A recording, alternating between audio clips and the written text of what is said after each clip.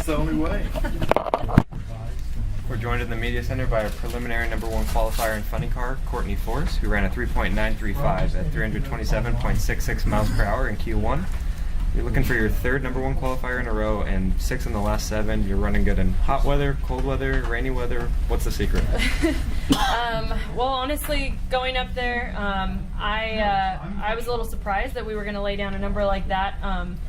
You know, with the rain coming in, I was looking for just a clean run A to B. But I think, obviously, being one of the top crew chiefs, you know, Brian Karate and Dan Hood, they saw the numbers that were being put on the board, and I could see the look in their eyes that they were ready to go for it. So I'm just happy, you know, it went straight down there, and you know, it felt like a good run, hit the parachutes, and they told me we went to the top spot. So it was awesome for them to put a 393 on the board like that.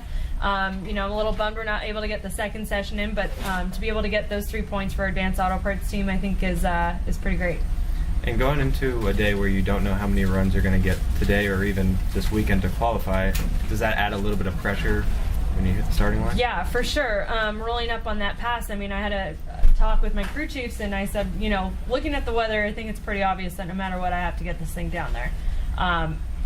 You know, and they're like, you got to just stay calm and collected. Obviously, our plan is to have a solid run, but as a driver, you're mentally thinking, you know, I might have to pedal this thing. Let's, you know, get it collected and get it to the other end. So I was trying to listen to how everyone else was running, and they seemed to all be making pretty clean passes, and then heard Hagen and Caps make 2 pretty great runs, and I knew that we were going to turn it up, and I thought it's either going to fly down there or, you know, I'm going to have to pedal this thing. So yeah, definitely nerve-wracking from a driver's standpoint, but I've got some of the best crew chiefs and team behind me, so it felt pretty good to get it and send it down there.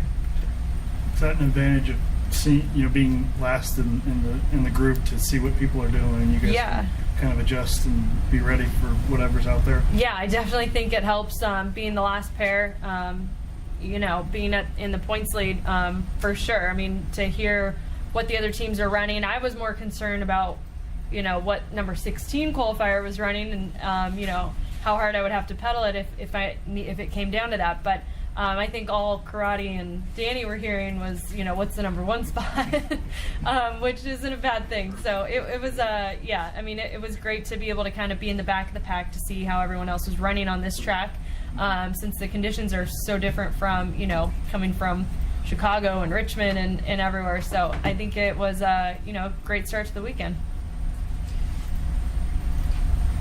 Do they tell you in advance what number you need to hopefully get?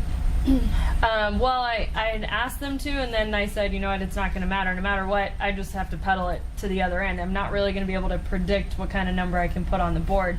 So it wouldn't really matter. But, you know, I guess it's a difference of if it's number 16 was a 10-second run or if it was a 5-second run, you know. So either way, I was going to just try to pedal it the best I can to get it down to the other end and hope for the best. But luckily, I didn't have to do that, and they sent me right down there and took the pressure off.